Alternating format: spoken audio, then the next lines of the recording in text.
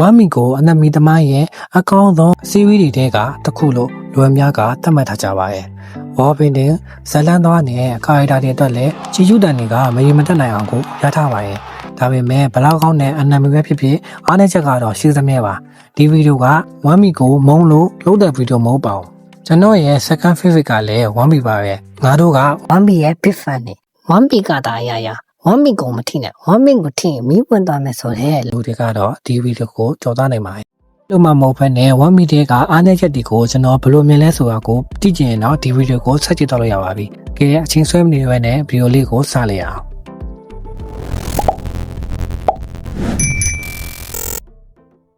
ပထမဆုံးဝမ်မီရဲ့အားနည်းချက်ကဇလန်သားရှည်လွန်းတာပါ။ဝမ်မီကိုလူတိုင်းကမာစတာပြီးလို့တောင်ချီးကျူးကြပေမဲ့ဘာလို့အခုထိမကြည့်ဖြစ်တဲ့လူတွေလည်းအများကြီးရှိနေရတယ်။အဲ့ဒါကတော့ဇလန်သားရှည်လွန်းလို့မှာအခုချိန်မှာဝမ်မီဟာအပဆုံးနဲ့မန်ကချမတာရေတက်ကနှစ်ခုစလုံး1000ကျော်ကိုရှိနေပါပြီဒီပမာဏကအခုမှစားကြည့်မဲ့သူတွေတက်ကတော့စိတ်တက်ကြစရာဖြစ်ကောင်းဖြစ်နိုင်တယ်ဒါတွေအကုန်ဘယ်တော့မှပြီးမှလဲဆိုပြီးတော့မစားခင်ကတည်းကလက်လျှော့လိုက်တဲ့သူတွေလည်းအများကြီးရှိပါတယ်ဝက်ကတ်ကြီးအကောင်တွေဟောပေါ့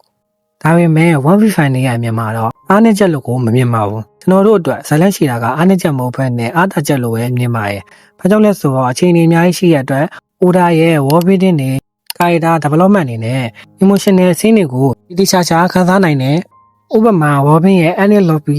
စမ်းကြီးရဲ့ Hogage Island တို့ဟာအချိန်ယူပြီးတည်ဆောက်ထားတာကြောင့်ဒီနေ့အထိပြည့်တဲ့တွေကမမင်းနိုင်တဲ့အပ်တွေပါဒါကြောင့် selection လုပ်နေလို့ပြောတာကအစမကြည့်ရသေးလို့ပါအဲ့တော့စပြီးတော့ကြည့်ပြီးတော့ခန်းစားလိုက်ပါ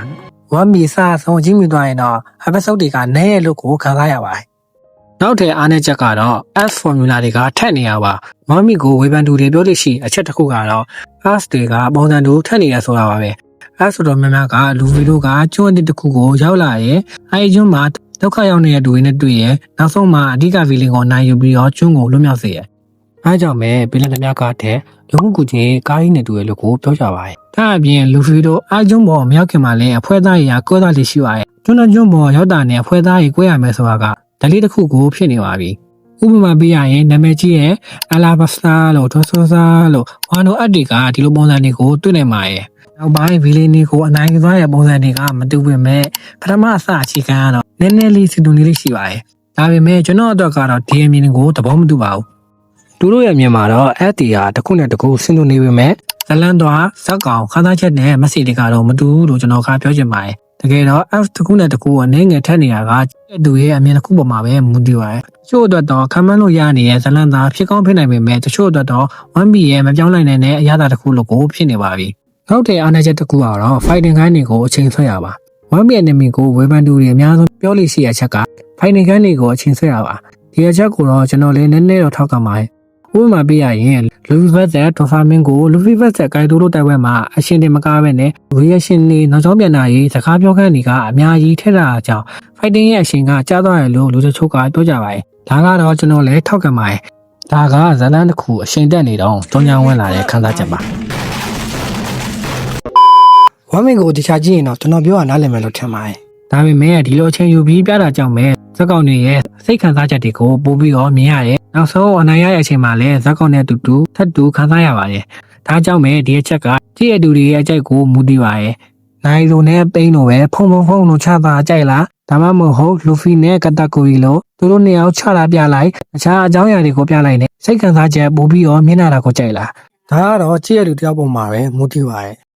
ကဲနောက်ဆုံးချက်ကတော့အမိကိုလူမိုးများစီရဲ့အားနည်းချက်လို့တော့ပြောလို့ရမယ်။ wicket တွေကြည့်ပြီးတော့ social media ပေါ်မှာစောက်စရာရေးလုပ်တဲ့လူတချို့ကြောင့်ပါ။ဒီအချက်က 1B ရဲ့ပြဿနာဆိုတာတဲ့ fan ရဲ့ပြဿနာလို့ပြောရင်ပို့ပြီးတော့မှန်ပါရဲ့။အခုခေတ်မှာက TikTok, YouTube, Facebook ကနေ wicket video ကြီးကြည့်ုံနဲ့ 1B အကြောင်းကိုသိသွားတဲ့လူတွေကများလာပါရဲ့။ကျွန်တော်တို့လိုအစားအဆုံးအချိန်ပေးပြီးတော့ကြည့်ရလဲမဟုတ်ဝီကက်လောက်ပဲကြည့်ပြီးတော့တခြားအနမီတွေတခြားဇက်ကောင်တွေနဲ့လိုက်ပြိုင်နေတဲ့အကောင်တွေပါဝီကက်ကြီးကမမားပေမဲ့တချို့ကမန်ကလည်းမဖတ်ဘူးအနမီကိုလည်းအပြည့်အဝမကြည့်ပဲနဲ့ပါဝါစကေးလင်းတွေဒီယိုရီတွေကိုလည်းဒီပြုလို့ပြောပြီးတော့တခြားဖန်တွေနဲ့ရင်းကုန်တက်ကြပါတယ်ဒါကြောင့်မဲ 1Mi community ထဲမှာမလိုအပ်တဲ့အငြင်းပွားမှုတွေကပူပြီးတော့များများလာရလို့ကျွန်တော်ကမြင်ပါတယ်အချိန်မပေးနိုင်လို့ပဲဖြစ်ဖြစ်ဒါမှမဟုတ်ဇလန်းအချင်းကိုပြန်ပြီးတော့နားလည်ဖို့အတွက်ပဲဖြစ်ဖြစ်ဝီကက်ကြီးရဲ့လူတွေကိုအပြစ်မတင်မဲနဲ့enemy ကိုလည်းအစားအဆုံးမကြည့်ဝီကလောက်ကြည့်ပြီးတော့ထိုင်းပြီးတော့ဗလိန်နေတဲ့လူထိုင်းပြီးတော့ညှင်းခုန်နေတဲ့လူတွေကြောင့်1မီရဲ့အားနည်းချက်တစ်ခုလို့ကိုဖြစ်နေပါ යි ဒီနေ့ဗီဒီယိုလေးကတော့ဒီလောက်ပါပဲဝမ်းမီကိုမကြိုက်တဲ့လူတွေပြောရဲဝမ်းမီရအားနဲ့ချက်တွေကတော့ဒီရက်ကိုပို့ပြီးတော့များပါတယ်ဒါပေမဲ့ကျွန်တော်ဗီဒီယိုကပို့ပြီးတော့ရှင်းသွားမှာကြောင့်ပြောလို့ရှိတဲ့အကြောင်းအရာတွေကိုပဲပြပြလိုက်ရတာဖြစ်ပါတယ်အခုဆိုရင်ဝမ်းမီကြီးရကိုစောက်တော့သားလို့မြင်နေကြရဲလို့တချို့ကြောင့်ဒီဗီဒီယိုကိုလုံးလိုက်ရပါတကယ်တော့ဝမ်းမီကိုဖြောပြရေးတက်ကြည့်ရမို့ဖက်နေတကယ်ကို serious ထားပြီးတော့လိုက်ပြိုင်နေရကောင်းနေ